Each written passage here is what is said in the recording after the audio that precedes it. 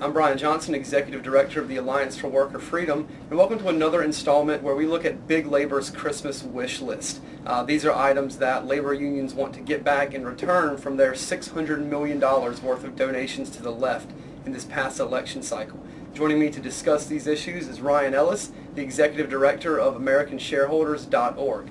What we're talking about today is minimum wage. Now, the current minimum wage laws haven't even had a chance to go into full effect, and President-elect Obama is already talking about imposing a new minimum wage. Now, a lot of people think minimum wage is good. You need a higher minimum wage, but in fact, you don't, and that hurts low-skilled workers and actually minorities the most. Ryan, can you talk a little bit about what a minimum wage hike would mean for businesses, small businesses, and big labor?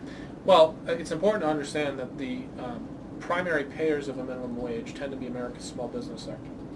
Small businesses tend to be under very tight profit margins in the best of times, and certainly now they're coming under a lot of strain. So requiring them to pay a higher wage is not free. What will happen is that a small business says, look, I can only afford to spend X on wages. If you're making me increase everyone's wages, guess what? I'm going to have to lay off the least experienced person, or the person I can do without.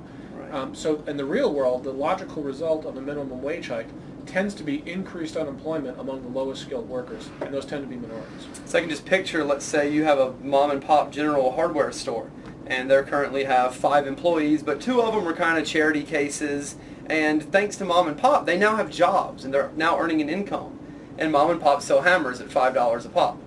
Well, let's say a minimum wage hike goes into effect. Now they have several choices. They can either fire the 2 least skilled employees, thereby, preventing them from being a part of a contributing member of the economy, or they can pass that cost on to the consumer in terms of higher prices for goods and services, neither of which seem like they would help the overall economy. Well, that's exactly what would happen. If you're somebody who is low skilled, or you're an immigrant to this country, or you're an ex-convict, or you're just somebody who just never graduated from high school. Those are all examples of people that have low skills entering the labor force.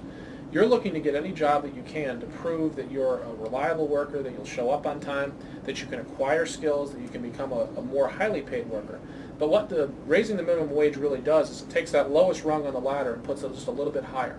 So every time you do it, it's this soft bigotry of low expectations, where you're saying, well, gee, this person can't possibly survive on a starter entry wage. We're going to make it higher. Aren't we great? Let's pat ourselves on the back. What you've done at that point is you've taken a large segment of that low-skilled population and you've made them unemployable for their first job, which is really the key to the American dream. So technically minimum wage hikes will price people out of the market. Especially the lowest skilled people that are looking to just get started on that bottom rung. Great. Well, thanks, Ryan. And this has been another installment of Big Labor's Christmas Wish List. Stay tuned to YouTube/Worker Freedom and workerfreedom.org for more updates.